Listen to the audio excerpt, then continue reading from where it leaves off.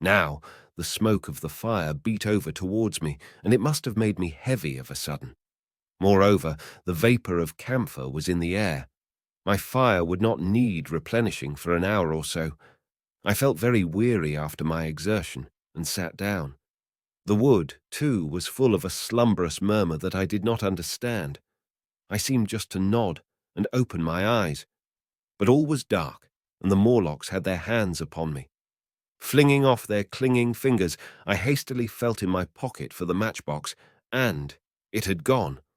Then they gripped and closed with me again. In a moment, I knew what had happened. I had slept, and my fire had gone out, and the bitterness of death came over my soul. The forest seemed full of the smell of burning wood. I was caught by the neck, by the hair, by the arms, and pulled down. It was indescribably horrible in the darkness to feel all these soft creatures heaped upon me. I felt as if I was in a monstrous spider's web. I was overpowered and went down. I felt little teeth nipping at my neck. I rolled over, and as I did so, my hand came against my iron lever. It gave me strength. I struggled up, shaking the human rats from me, and holding the bar short, I thrust where I judged their faces might be. I could feel the succulent giving of flesh and bone under my blows, and for a moment I was free. The strange exultation that so often seems to accompany hard fighting came upon me. I knew that both I and Weena were lost, but I determined to make the Morlocks pay for their meat. I stood with my back to a tree, swinging the iron bar before me. The whole wood was full of the stir and cries of them. A minute passed. Their voices seemed to rise to a higher pitch of excitement, and their movements grew faster. Yet none came within reach. I stood glaring at the blackness. Then suddenly came hope. What if the Morlocks were afraid? And close on the heels of that came a strange thing. The darkness seemed to grow luminous.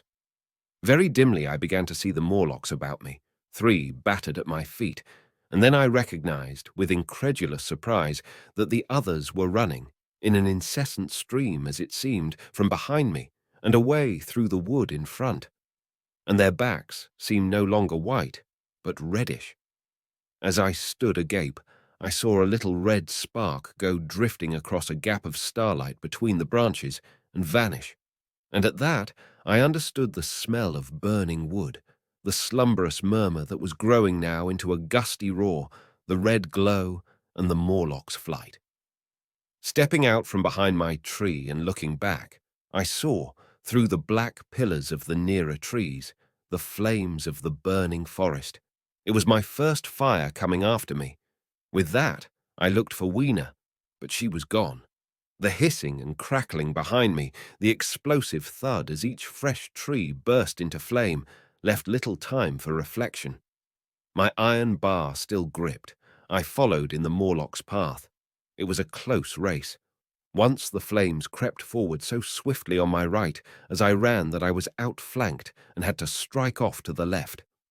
But at last I emerged upon a small open space, and as I did so, a Morlock came blundering towards me and past me and went on straight into the fire,